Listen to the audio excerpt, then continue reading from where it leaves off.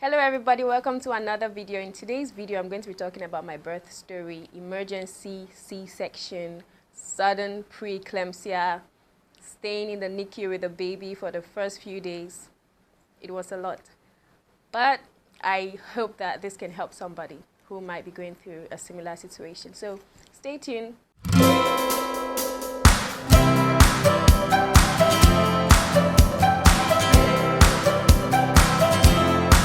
So, my birth story. Let me start from the very beginning.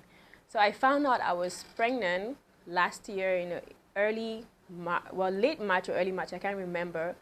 But I found out pretty late. I found out when I was like almost 3 months in. I think I found out at about 11 weeks.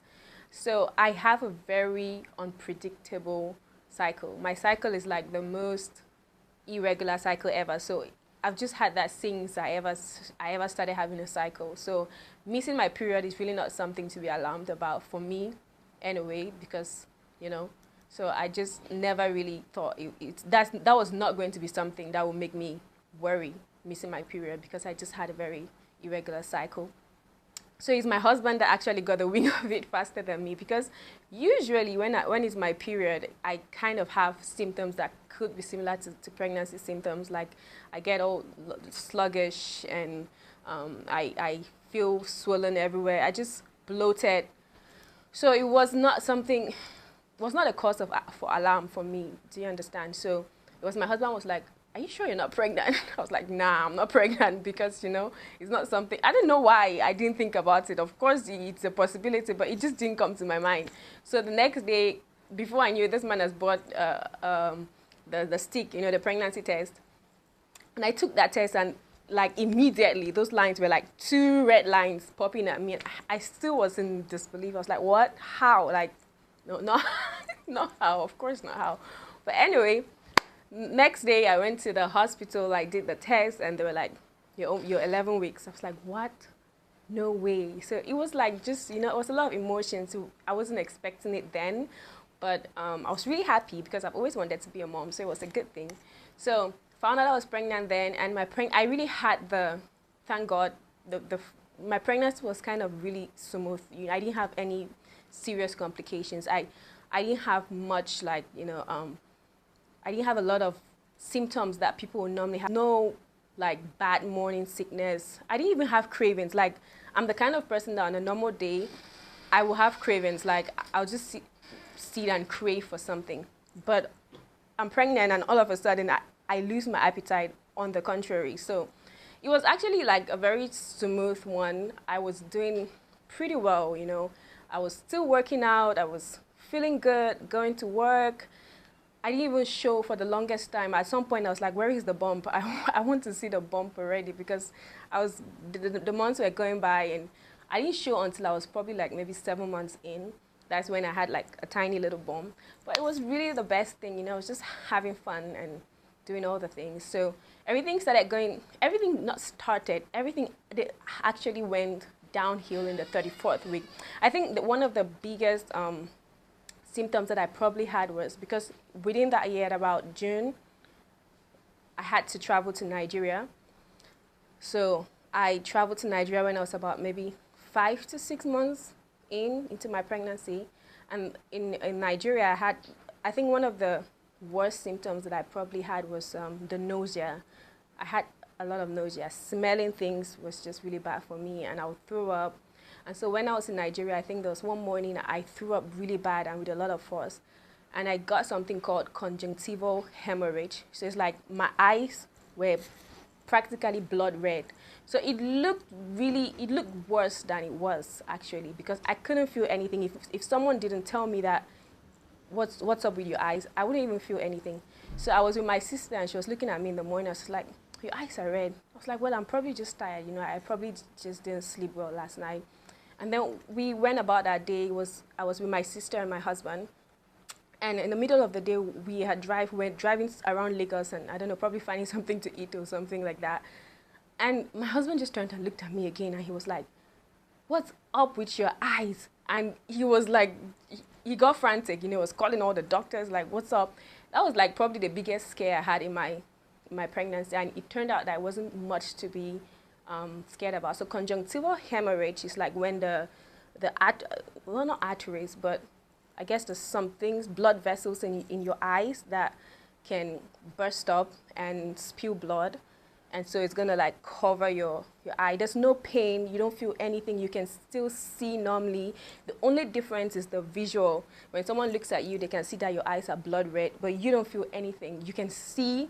You don't feel any obstruction in your eye. It really, you feel normal. The only difference is that your eyes have gotten blood red. So that's what conjunctival hemorrhage is. And it's probably, the doctor said it's caused by using force, sometimes force to stool when you're constipated. But in my case, it was like throwing out with all that retching got the blood vessels in my eyes to pop, to burst, I guess, and release the blood. But it was something that was going to clear up in about 2 weeks, she said. So it was really good. That was the biggest. It was just a scare, but it turned out it was nothing to be really scared about. And then I also got malaria when I was in Nigeria. Yeah, after I don't know when the last time I had I had malaria. Unfortunately, I got malaria again after so many years. I hated that. Well, I didn't actually have the symptoms of malaria. I didn't feel, the joint pain. It's been a long time since I had malaria, thank God, but I know it sucks, the feeling of malaria. Your joints, your whole body aches, but I didn't feel any of that. I didn't have any headache, I didn't have any pains. The only thing is the mosquito had probably bitten me and left the parasite in my bloodstream. So when I went to take the test, the malaria test, it came out positive, like even double positive. That's how they say it in back home, plus. And yeah, so I had to treat for that. And malaria is usually not a very good thing to have in pregnancy because it can actually affect the fetus, the baby. And actually taking any form of drugs during pregnancy is not advisable. So getting sick during pregnancy is actually something that pregnant women are advised to avoid as much as possible because the drugs can actually affect the baby, and so pregnant women have to stay away from drugs as much as possible. But then not treating malaria is more dangerous because it can affect the baby and cause jaundice and all those things. So I had to treat for malaria, but everything was good. I came back from Nigeria and everything was still going well. I was just getting ready to, I had to go back to work for like a month, and then I was going to take my pregnancy leave. And so when I went in for my 34th week checkup, that's when everything just shattered, like everything just went down. All along, the doctor was like, you're pretty good. All along, I always wanted a vaginal delivery. So I always emphasized that when I went to see my doctor. I was like, are you sure I can do this? I really want to do this. Make sure you check everything. Everything should be okay because this is what I really want. Sounds crazy anyway, but yeah. And so, so when I went for the 34th week and he took my blood pressure, he was just like, what happened? What's going on? Why is your blood pressure so up? My blood pressure has shot up to about 150. And that's bad in pregnancy. Having a high blood pressure is not good. And that was so sudden, because like I said, all along, I was really good. I was feeling good. I hope eating well. I normally am a person who tries to eat well. Of course, I cheat now and then, but I try to eat well. I try to work out. I was working out during pregnancy still, at least 3 times a week. Of course, there were weeks that I missed out, but then I was kind of regular. So I really was doing everything that I was supposed to do. I was drinking water. I was doing all the things, but my blood pressure just suddenly went up. And so the doctor was like, that was on a Thursday, I think. And he said, you have to do like, we have to test for protein in your urine because usually when your blood pressure is high in pregnancy, it's usually a sign. It could be, not usually, it could be a sign of preeclampsia. And so they have to test for protein in your urine. If there's protein in your urine, a lot higher levels than normal, matched with the high blood pressure, that's definitely preeclampsia. And preeclampsia is not good. It's really not good. And so, yeah, that was what the doctor said. You have to go and collect your urine over the weekend because it has to be collected over a 3-day period. Or was it a 2-day period? I think it was for 1 day, sorry. It had to be collected for 24 hours. So you collect all your pee in a big container and you have to take it back to the doctor. So I told the doctor, he wanted me to do it actually because I went to the hospital on Thursday. He wanted me to do it on Friday and bring it to him the next day. I was like, I have to go to work. How am I going to be collecting pee at work? So I was like, okay, then do it on Sunday, do it during the weekend, and then bring it to me on Monday. So I did that. I took the urine sample, really huge sample. That was a whole task, having to collect your pee in a container. Anyway, I went to the hospital on a Monday, and that Monday, that week, was supposed to be my last week of work. And then I was going to start my pregnancy leave. I was going to have, if my baby everything was going to go fine, I was going to have 3 more weeks, about 3 to 4 more weeks before I give birth, before I have the baby. So that was going to be my last week. And then my bridal shower, my baby shower was planned too for that Saturday. Like I said, I had traveled to Nigeria within the year, so I really didn't have much time to do anything. Because I was so busy, I was back home for like a month, and then I had to come back and get ready for work and all of that. So I was actually just counting on this last 3-4 weeks that I had before the baby come to do all the things, to do the baby shopping and to do the shower and the photo shoot and all the things. I was counting on those last 4 weeks. So this is my advice to you. Let me just pause here and give you an advice. If you're pregnant, or if you eventually get pregnant, you want to get pregnant someday, don't wait for the last month. No, don't. Because you never know what can happen in that last month. Anything can happen. A lot of women these days are just having their babies earlier than planned. So I think it's safe to do everything like maybe 2-3 months, a good 2-3 months before. Don't be like me and make that mistake.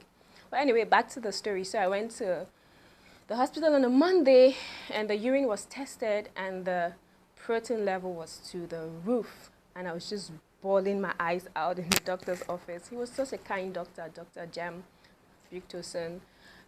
He was really nice, he was really kind. And I was just crying. I was like, we just have like 4 more weeks to go. Can't I wait? Can't I wait even like maybe 2 more weeks? I was like, we have to take out this baby right away, Apise, because if we wait any longer, it's very dangerous to you and to the baby, because my legs had gotten swollen.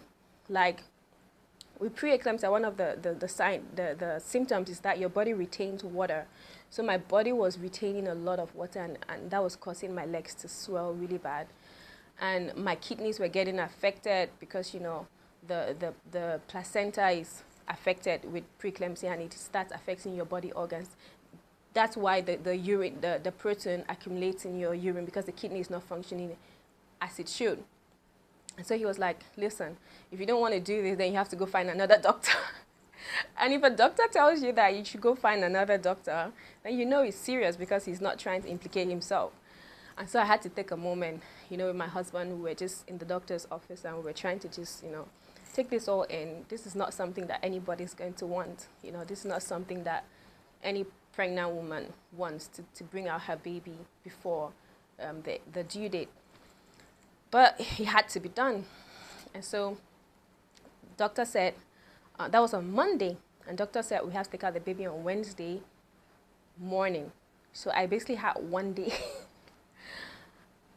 Like I said, I'd done close to nothing. Yeah, we had probably done a little bit of shopping, but not much. So the bulk of what was to be done was not done yet. I was waiting for that, to finish to start my pregnancy leave so that I can do all the things. And so I was just like, God. And then I was going to miss my baby shower. If you know me, I'm really big on memories. I really want to keep a lot of memories for myself and for my kids and for the family. Because after losing my mom, I understand the importance of memories, because I look back at those times that I had with her, and it consoles me a lot. I get a lot of consolation when I look at pictures, or I look at the things that we did together, the events that we had together. It's really good. And so I really want to create such memories for my kids and for myself and for my family. And so having to miss the baby shower was also very painful for me. But yeah, that was not what we were thinking about at that time. But I was like, I'm going to miss the baby shower, but I have to do something for this shower. I'm going to do a photo shoot. So I was on the internet that was on a Monday, like I said. After we left the doctor's office, I was on the internet trying to find a photographer that was available and to do a photo shoot either that same Monday or on Tuesday. And my husband was looking at me like, are you okay? Did you just hear what the doctor said? Like, we were both very sad. We were both very heavy and everything. But it was important to me to make that memory. So I found a photographer who was available for the next day, Tuesday. Mind you, I'm supposed to have an emergency surgery on Wednesday. Mind you, I'm swollen all over. My face was swollen, my feet were swollen. I wasn't feeling 100%. I wasn't feeling really good. But I was like, girl, you're going to take those photos. So I found a photographer who was available, thankfully, and I was able to take, rent the dress from her and do all the things and just take a few photos. And I'm glad I did, because I have those memories now, and I look at them and it makes me smile, And so we did that, and I just want to pause here too to just thank God for community. I mean, if you come from an African home, you know that when you give birth, I don't know how it works in other societies, but even in Turkey where I live, having your mom around when you're pregnant and you're gonna give birth, it's really big. And for me, this was one time that I really wish my mom was still around. It was something that it really hurt a lot, to know that I'm going through something like this and I don't have her to be with me and to guide me. But I want to thank God, and I want to thank God for the community that I have, my church family and the people who were like a rock to me during that time, especially Priscilla. I called Priscilla on a Monday. Like I told you guys, I went to the doctor's office on Monday and he said, you're going to have an emergency surgery on Wednesday. And I called Priscilla on Monday. She lives in London. And Priscilla booked a ticket for Izmir the very next day. She was like, I'm going to make it and we're going to go together. She's a midwife, by the way, so she had been guiding me throughout the whole process. She said, I'm going to come on Tuesday and we're going to go together. Don't cry. Everything's going to be okay. And just hearing those words and just having someone, that was good. That was like divine providence. And I just want to thank God for people, Priscilla, if you're watching this, when you watch this, thank you. I know I've said it so many times, but you have no idea what that meant for me, in that time. I didn't even know that I needed it that much, but your presence just eased everything. If not for Priscilla, it would have been 10 times as hard as it was. Now I want to thank God, and I want to thank the other girls who were there for me, to Orange and Gloire, Mrs. Shaibu. Thank you guys so much. Thank God for the church family. Thank you guys so much. You guys helped fill a void that was really killing me. Well, anyway, now that I've said this, where was I? All right, so on Wednesday, about 10 a.m. had to be in the hospital. So 10 a.m. we go to the hospital. I go to the hospital room. I'm getting prepped, and everything is happening so fast. I don't even know how it's happening.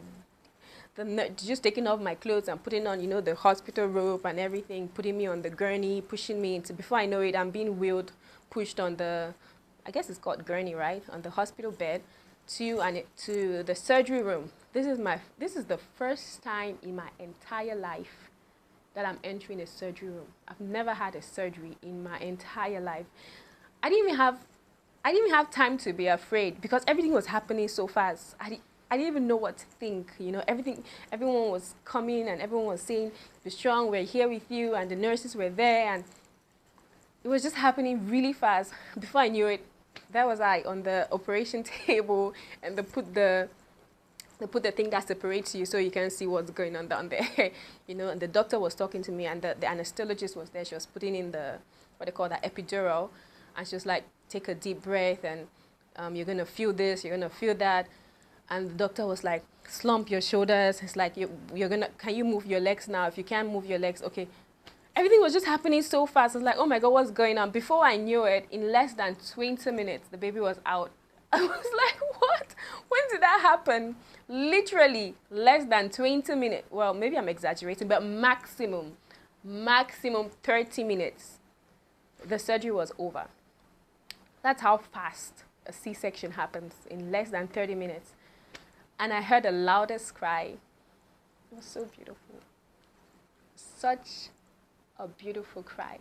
And just knowing that the baby was okay, that just made me take a breath. Like, on that operation table, just hearing her cry. During the day, they had put the thingy over my stomach. It's like a monitoring machine that monitors the baby's movements. And so when they had done that test like 2 times, my baby's movements were not really very strong. So if we had waited like more than what the doctor had said we should, it probably wouldn't have ended well. So I'm just really grateful for a good doctor, and he was able to make a very quick and good decision. After the baby was born, she had to be taken immediately to the NICU because she was born with a very low birth weight. She was born at 1.85 kilograms. So she was just like this tiny little baby. And I really got to see her. Just that brief moment where, the blood had close to my face, and then a photo was taken. That was the briefest moment I got to see her, and then she was taken straight to the NICU. And yeah, it felt strange, back home when women give birth. I remember going multiple times with my mom to the hospital to visit someone who had just put to birth. You always see the woman who just gave birth and her baby in a small baby bed or baby crib just close to her. And it felt strange to be back to the room and not have my baby there, just have people come in and go again. Thank God for my church family, for everyone who showed up, for my community here. I mean, living in a foreign country, especially in one that doesn't have so much of maybe an African community or a community of people like you, it can be really tough. So having my church family with me, it's a huge blessing. And I was able to have people come see me, and I was actually out of it for a while, so I just knew that there were people in the room, but I really wasn't registering everything that was happening as well.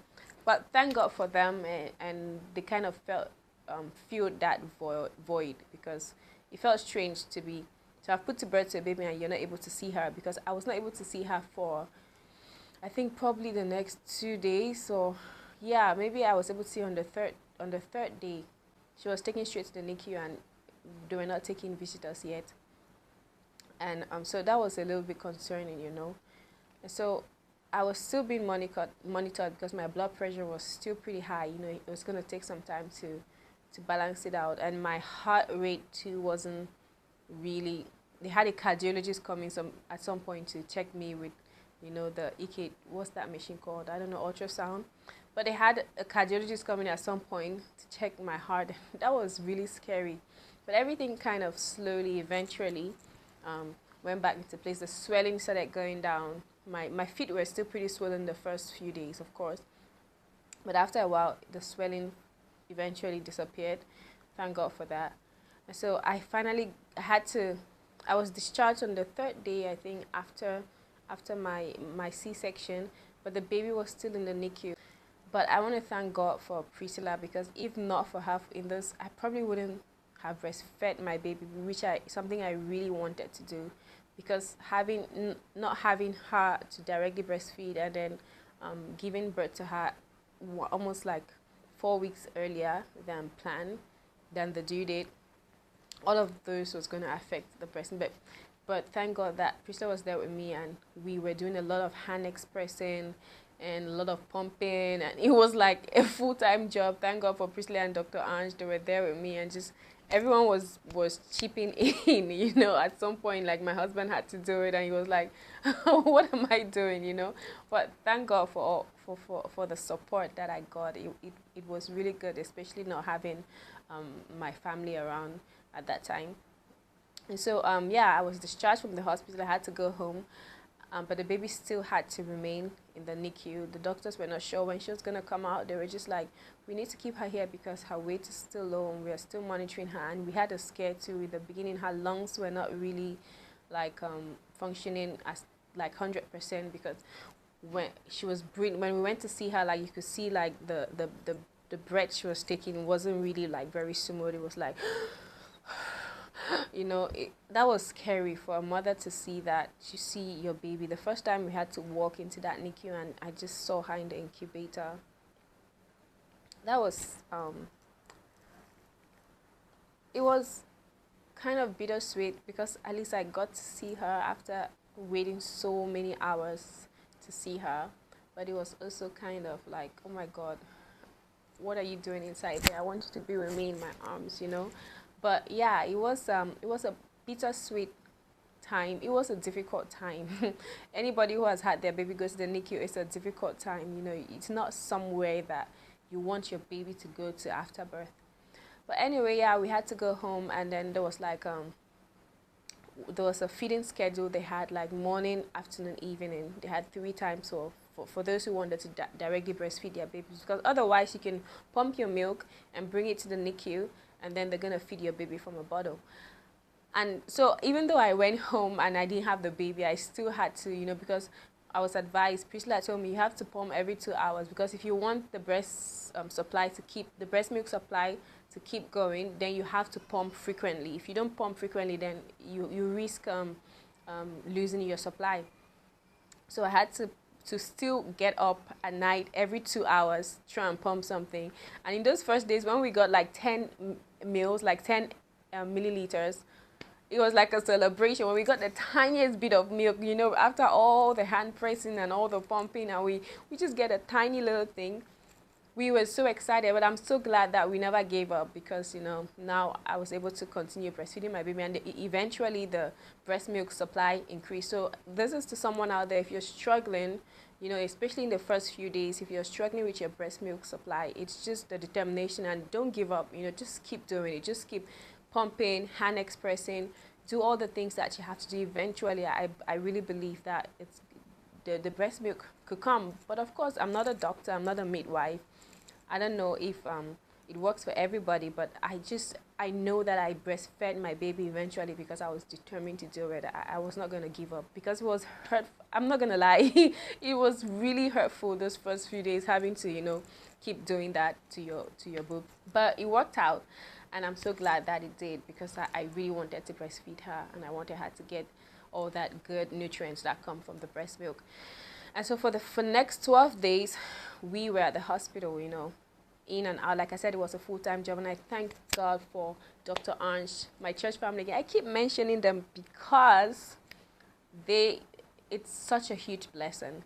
Thank you so much, Dr. Ange. She was with me in the hospital those first few weeks, those first few days.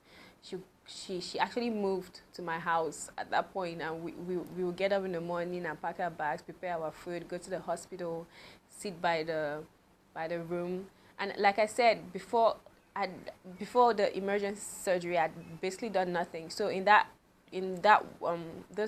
those like 12 days when the baby was still in the hospital, we're going to go in the morning, and then I'll do the morning feed, and then we dash out to the mall. There was a mall thankfully close to the hospital. We try to buy what we can buy the things that we need. Like, I was just doing everything frantically and in such a hurry. Like, that's why I said, listen, do not wait for the last minute to do everything. In my case, I really didn't have a choice, because like I said, I had to travel back home. I had so much going on that I had to deal with.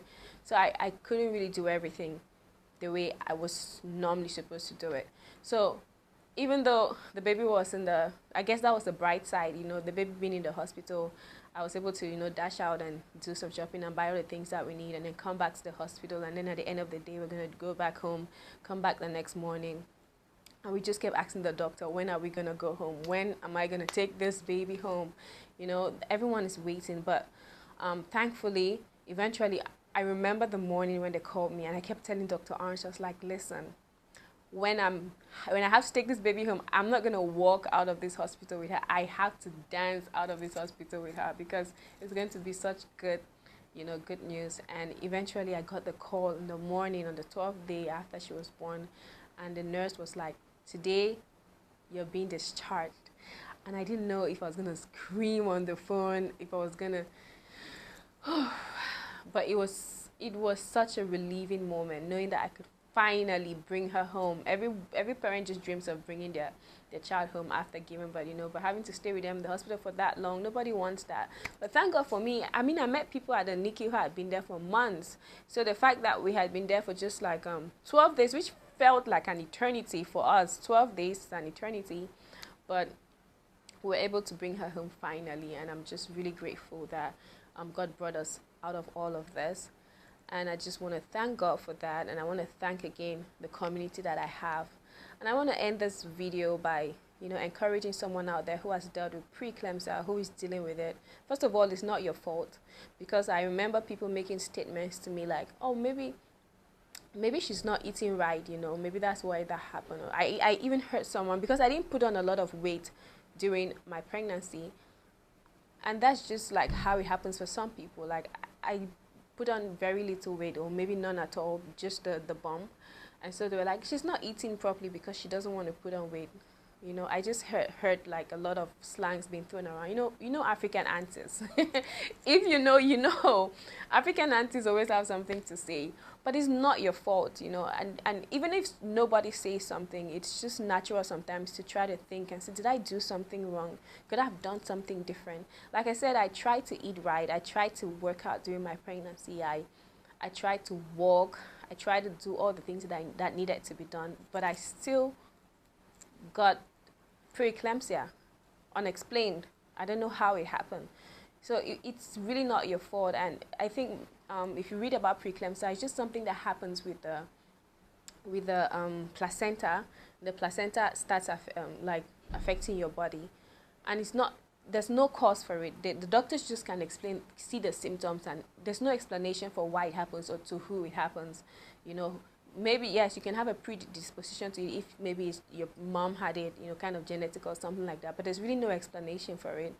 And my mom gave birth to all her five children, vaginally, and I don't think she had any of such complications. So it was really unexplained for me. I don't know how that happened to me.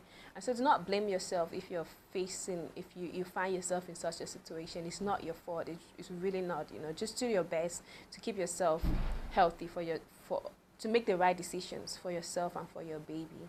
And also, I just want to end the video again by saying thank you so much. I know I've said thank you throughout the video so many times, but I still have to say it to Priscilla especially. I couldn't say thank you enough. Thank you to Dr. Orange. Thank you so much. And to everyone who showed up for me during this time, for me, for my husband, for my family. Thank you so much. And to someone out there who is feeling alone, like I said, being a foreigner, living in a foreign country can get pretty tough, not having community. But I'm making a prayer for you today. I hope that you feel loved. I hope that God just sends some people your way who are going to stand with you during this time of your life. It's an important time, and nobody deserves to go through it alone. You need help, and I pray that you get it. So guys, that's it. That's the end of my birth story. I felt like that was a little longer than I thought it was going to. Well, it was a lot happened. Actually, shorter. That's the summarized version. But thank you, and thank you so much for watching. If you have any questions, you can hit me with them in the comment section. If you have any experiences you'd like to share, maybe someone can learn from it. If you've dealt with preeclampsia before, what was your experience with preeclampsia? Was it severe? Was it mild? Were you able to still go to the end of your term? Or what was your experience with that? Let me know. I'd like to read all about it. And see you guys in the next video. Thank you so much for watching. Please hit the subscribe button. Follow me on all my social media pages. Thank you. Bye.